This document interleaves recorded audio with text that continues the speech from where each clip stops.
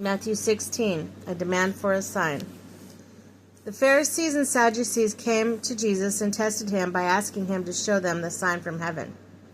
He replied, "When evening comes, you say, 'It will be fair weather, for the sky is red,' and in the morning, 'Today will be stormy, for the sky is red and overcast.'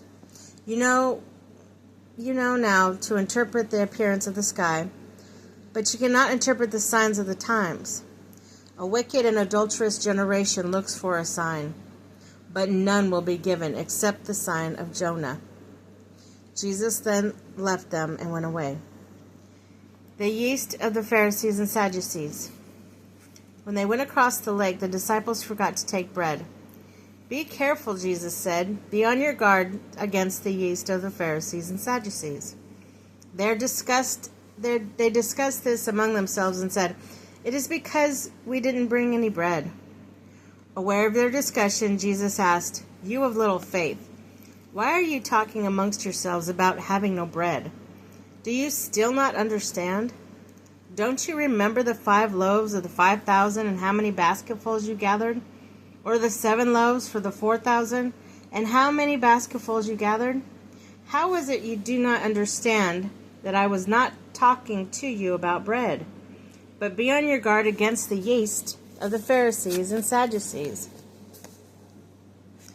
Then they understood that he was not telling them to guard against the yeast used in bread, but against the teachings of the Pharisees and Sadducees.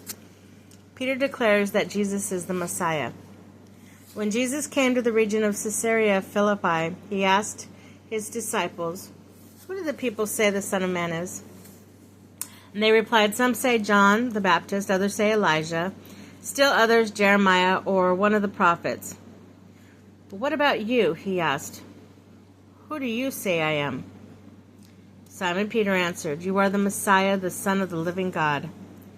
Jesus replied, "Blessed are you, Simon, the son of Jonah, for this was not revealed to you by flesh and blood, but by my Father in heaven. And I tell you that you are Peter, and on this rock I will build my church, and the gates of Hades will not overcome it. I give you the keys of the kingdom of heaven. Whatever you bind on earth will be bound in heaven. Whatever you loose on earth will be loosed in heaven." Then he ordered his disciples not to tell anyone that he was Messiah.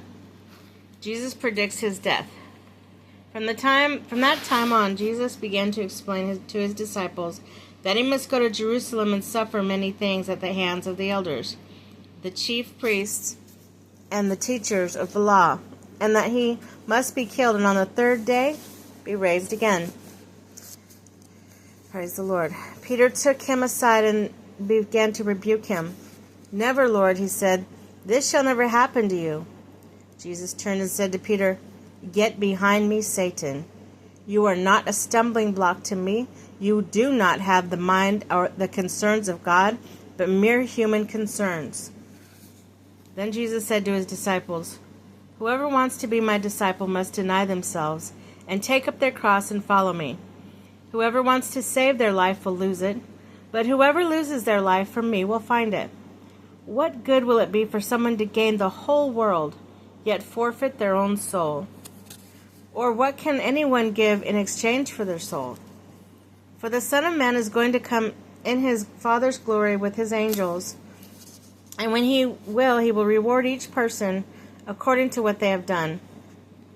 Truly I tell you, some who are standing here will not taste death before they see the Son of Man coming in his kingdom."